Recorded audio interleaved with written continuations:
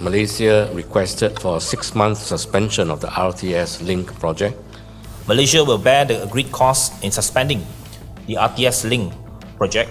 Following suspension of the project in April, Malaysia has finally decided on the scope and the structure of the 4-kilometer rapid transit system. What happens when a billion-dollar mega project teeters on the edge of collapse? When deadlines are missed, costs spiral, and political will fades. Can such a project ever recover? The Johor Bahru-Singapore Rapid Transit System Link, more commonly known as the RTS Link, was once dangerously close to becoming another abandoned infrastructure dream. Today, however, it is over halfway complete and poised to transform one of the busiest border crossings in the world. But how did it come back from the brink of failure? In this video, we uncover how the RTS Link mega project came dangerously close to being cancelled and track its remarkable recovery and latest progress.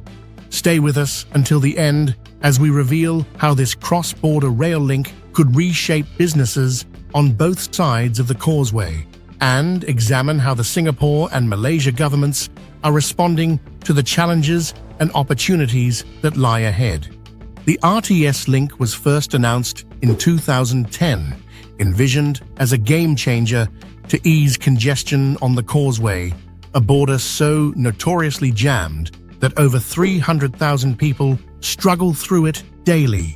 The original plan aimed to complete the project by the end of 2024. Yet what followed was a prolonged saga of delays, political indecision, and financial anxiety that nearly derailed the entire venture. Much of the early trouble stemmed from Malaysia's shifting political landscape. In 2018, when Mahathir Mohamad returned as Prime Minister, his administration grew increasingly concerned about Malaysia's mounting national debt.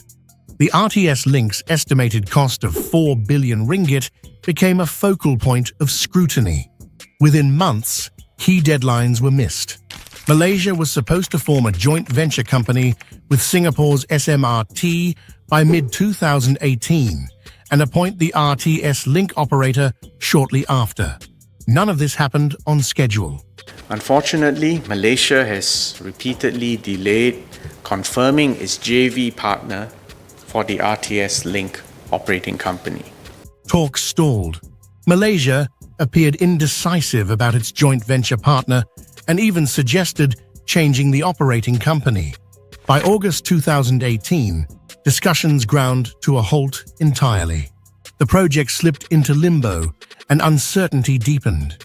As Malaysia's financial worries intensified, the government requested a suspension in 2019 to renegotiate the project's terms. As part of this suspension, Malaysia will reimburse Singapore for the abortive costs incurred as a result of suspension. This suspension came at a cost.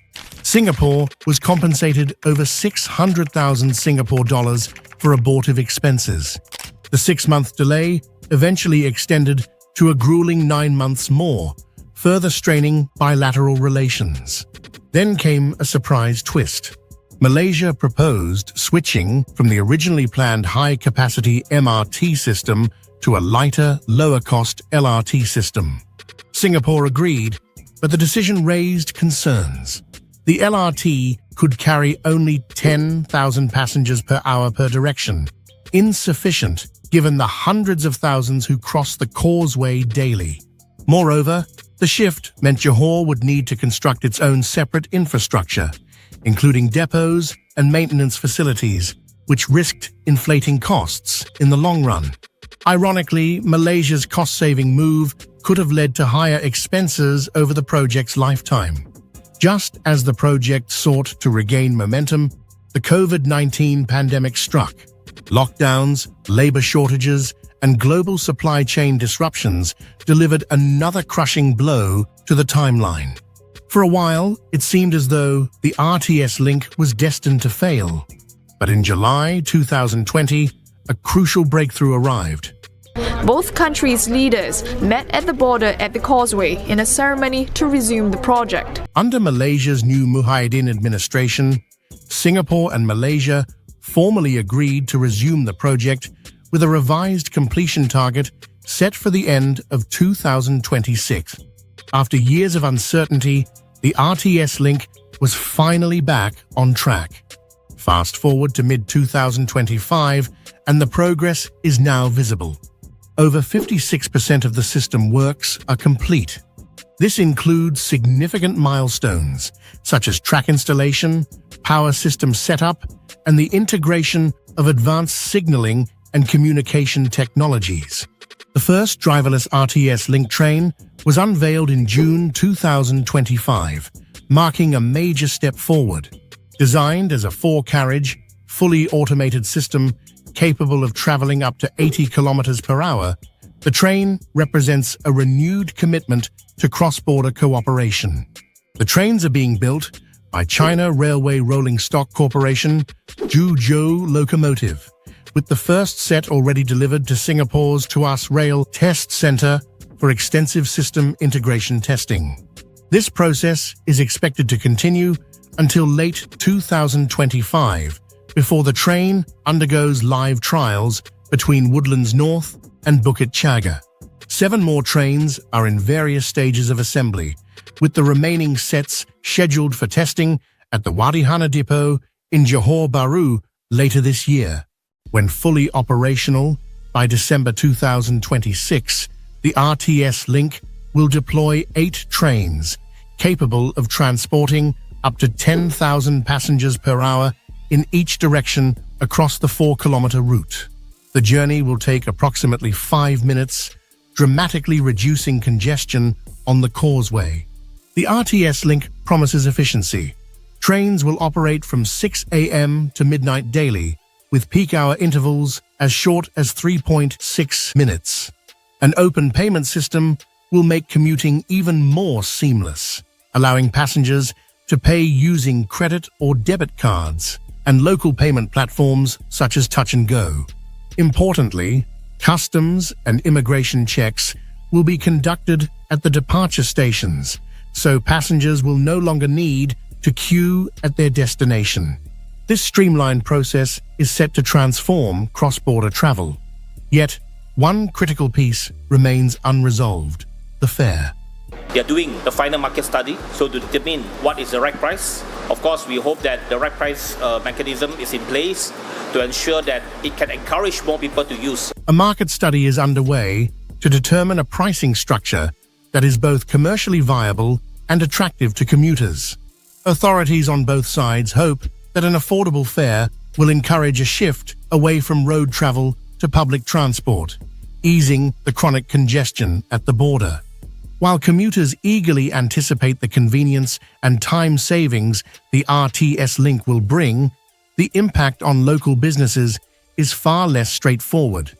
The increased cross-border flow of people presents both new opportunities and serious competitive pressures that cannot be ignored. In Singapore, the government has already taken swift, coordinated action to help local businesses adapt to these changes. A dedicated task force, led by the Ministry of Trade and Industry and supported by key agencies and merchant associations, is working closely with businesses to prepare them for the evolving landscape.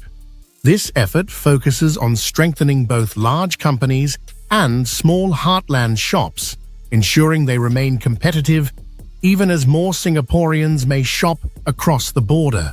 Initiatives have already been launched to boost foot traffic to local retailers and revitalize heartland centers. The task force is also exploring strategies to attract Malaysian shoppers and sustain Singapore's retail vibrancy despite the increasing ease of cross-border travel. Comprehensive consultations with businesses are underway, and the task force is expected to release its detailed findings and recommendations in 2026 to guide Singapore's long-term response to the RTS Link's economic impact. On the Malaysian side, however, the response has been noticeably more muted. Even with the anticipated surge in visitors from Singapore and the potential boost in tourist spending, many heritage businesses in downtown Johor Bahru are already facing serious challenges. Rising rents fueled by property speculation, rapid gentrification, and growing demand for commercial space near the Bukit Chagar station, have forced several century-old shops to close or relocate. Long-standing bakeries, tailors, and barbers are increasingly being priced out of their own neighborhoods, becoming unintended casualties of a development wave that threatens to erode the very cultural charm that once attracted visitors. Even as Johor Bahru prepares for the influx of RTS passengers, local authorities have yet to implement meaningful measures to protect these vulnerable businesses. Calls for rental subsidies, conservation zones, and low-interest loans remain unanswered. Industry observers caution that without timely support, many of Johor Bahru's heritage businesses risk being replaced by generic retail outlets and short-lived trend stores, gradually eroding the district's unique character. Such a loss would not only strip away cultural value, but could also weaken Johor Bahru's long-term appeal as a destination for tourists. As the RTS Link prepares to begin operations in December 2026, a critical question remains. Will local businesses be ready to adapt to the wave of change, or will some be left behind? Ultimately, the RTS Link stands as a powerful testament to what Malaysia and Singapore can achieve through persistence, negotiation, and shared vision. But did you know that another megaproject between Singapore and Malaysia met an even harsher fate? The Kuala Lumpur-Singapore high-speed rail, once celebrated as a groundbreaking step for regional connectivity, was suddenly called off by Malaysia in 2021. Now, with signs of renewed interest from Malaysia, could the project be revived? And would Singapore still be on board? Watch this video to find out more.